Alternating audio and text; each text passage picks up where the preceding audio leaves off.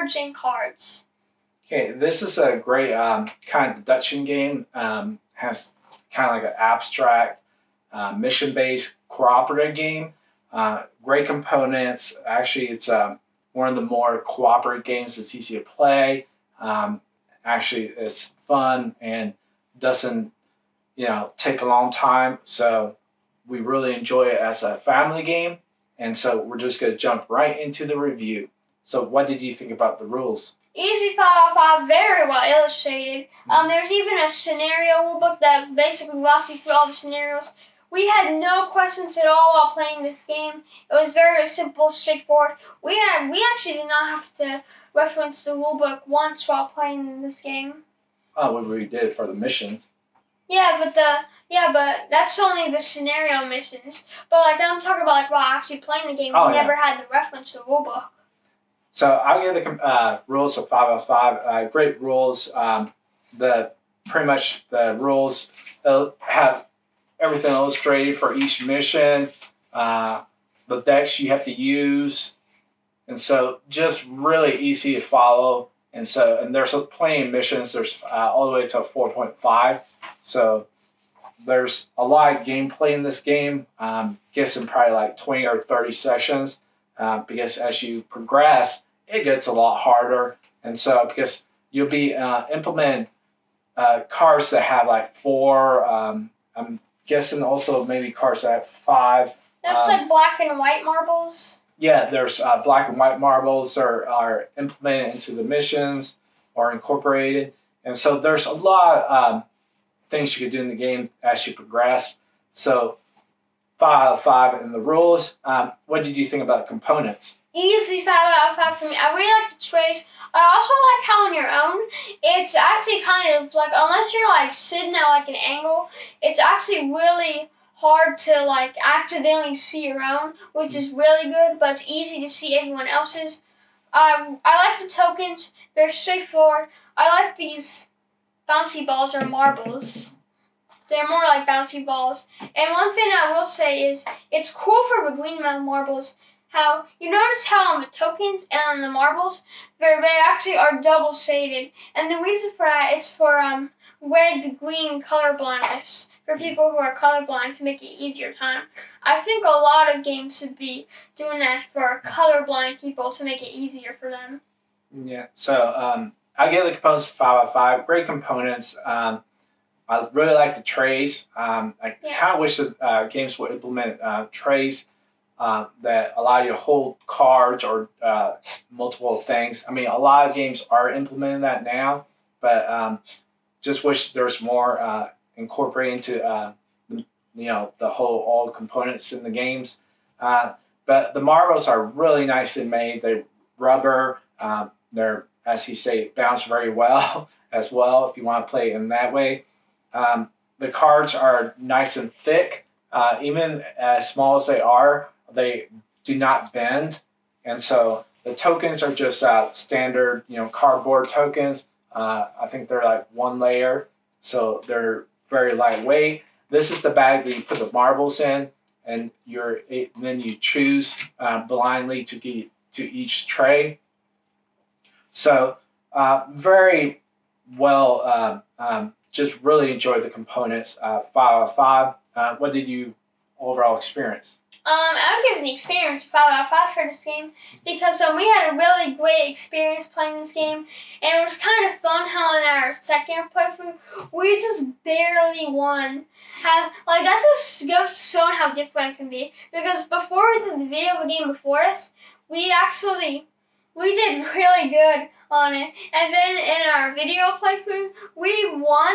And if we had made one mistake, we would have completely lost the game. So there's definitely lots of variability on what can happen, and we had a really great experience. So I'll give the experience 4 out of 5. Great experience. Just had a blast playing. Just the progression. Now, as we play through the missions, it probably might go up because it was just your first mission is very quick, extremely easy. the other missions, as you progress, gets harder and harder. So we're just pretty much diving into it, and as we go through it, my experience will probably go up.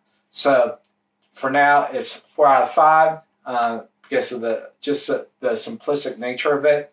So, what do you think about the mechanics? I would give the mechanics a 4.5 out of 5 for a cooperative game because for a cooperative game, I really like the mechanics. I like the progression system. I like how it slowly gets harder and harder, how they implement more mechanics. And I think a lot of co-op games, because normally when you're playing a lot of co-op games, sometimes the missions are kind of the same thing and they don't add new mechanics. They just get harder.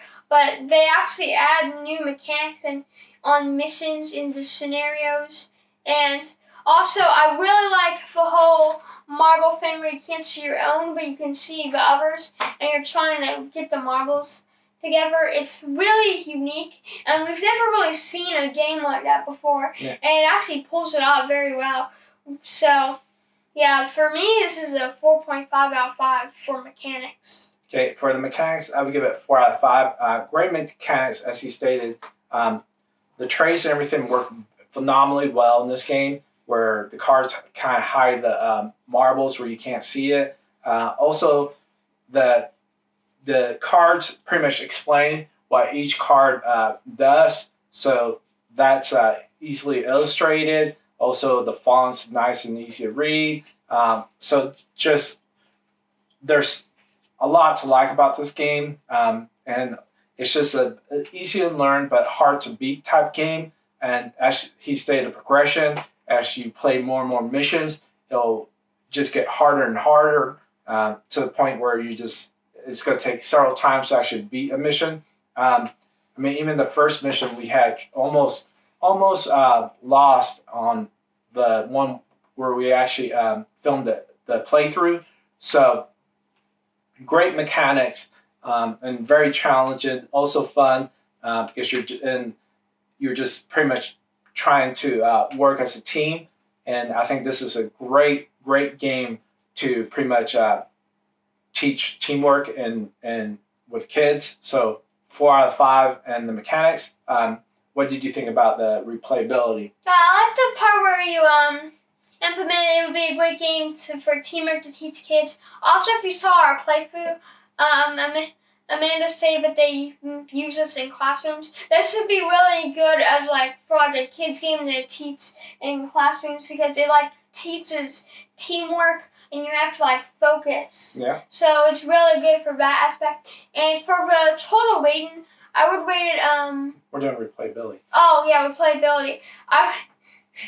For replayability, I would give this a 4.5. Actually, no, 4.7 out of 5 because of the different scenario missions with there's mini expansions that add new marbles, and you can change the cards, everything. You could also probably make your own missions if you wanted to. Let's say if you beat all the missions, you can make your own missions. But we have seen games that have a little bit more replay value than this, and also 5 out of 5 replayability means that you have to get a lot of plays out of the game. So for me, this would be a 4.8, almost 5 out of 5 replayability though. Yeah, I would give this a 4.5 out of 5 replayability, just because there's so much progression and so many missions. Because most games, lifespan, you'll get 20 or 30 plays, and then by then you'll probably either trade it off, sell it, or store it and then play a different game. So the replayability is pretty high in this game because you can be playing quite a bit as you go through different missions, and you're not going to win all the missions, so you're going to be playing several missions several times. So high replayability, 4.5 out of 5. What did you think about the overall total?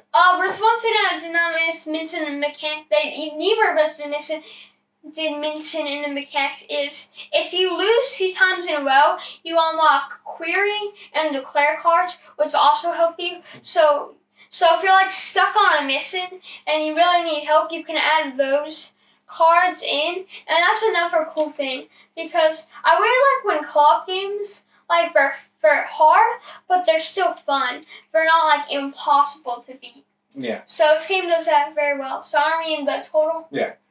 Now we're in the total.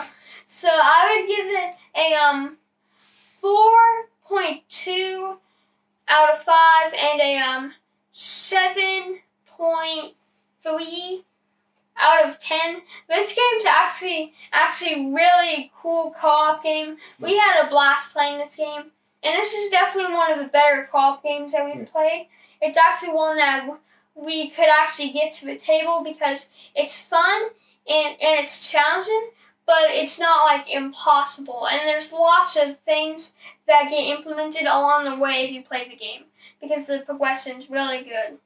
Okay, so I give the total of 3 out of 5, 7 out of 10. Like he stated, there's a lot of replay value. Also, setup time is literally takes like 5 minutes or less. Tear down 5 minutes or less.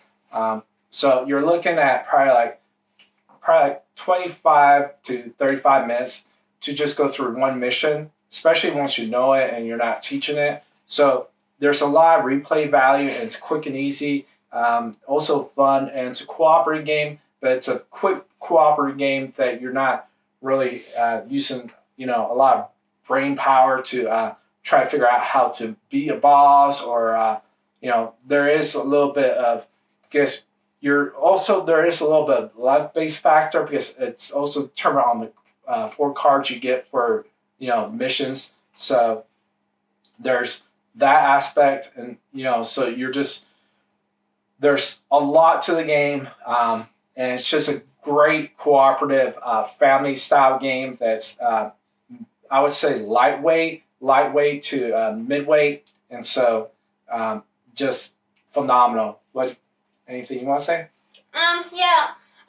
This game is actually really fun, and I really do like the progression system in this game. I actually forgot what I was gonna say, but yeah, that is the end of today's video. Do you have anything you want to add? So, if you like this video, please click like, subscribe down below if you haven't already. We'll have a link where to buy this game, and if you want to leave a comment, just leave a comment down below, and he may reply to your comment if it's like regarding a question or something like that. And we will see you in the next video. Bye!